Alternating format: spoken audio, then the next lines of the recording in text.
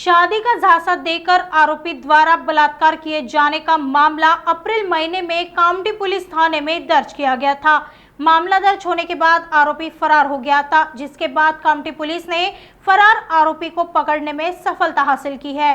पीड़िता ने की शिकायत के आधार पर पुलिस ने फरार आरोपी फरजान गफूर शाह को पुलिस ने गिरफ्तार किया है। पुलिस ने आरोपी के खिलाफ धारा 376 के तहत मामला दर्ज कर आगे की जांच शुरू कर दी है।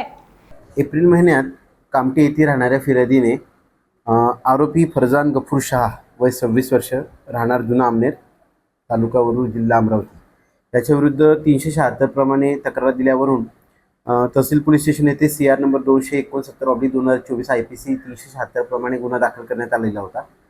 गुन्हा दाखल झाल्यापासून आरोपी हा फरार होता।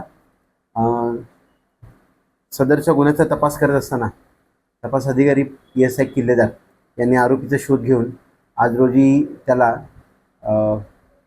अटक केलेली आहे व गुन्ह्याचा पुढील तपास सुरू आहे। सदर गुन्ह्यातील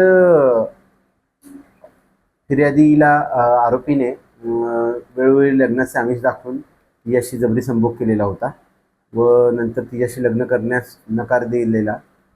यातील जी फिर्यादी आहे ती आरोपीशी लग्न करण्याबाबत विनंती करत असताना तिला त्यांनी धमकी दिल्याचे निष्पन्न होत आहे।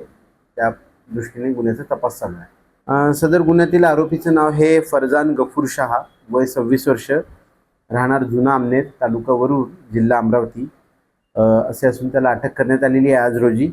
त्याचं प्रथमदर्शनी काही पूर्व गुन्हे अभिलेख प्राप्त नाही आहे, परंतु आम्ही त्याबाबत सखोल तपास करत आहोत। हा आरोपी जो आहे हा मजुरीचे कामं करतो आणि तो कन्स्ट्रक्शन साईटवर कामासाठी जेव्हा इकडे नागपूरमध्ये आला होता तेव्हा त्यांची ओळख झाली होती कामठी येथे व मागील 1 ते 1.5 वर्षापासून त्यांची ओळख आहे।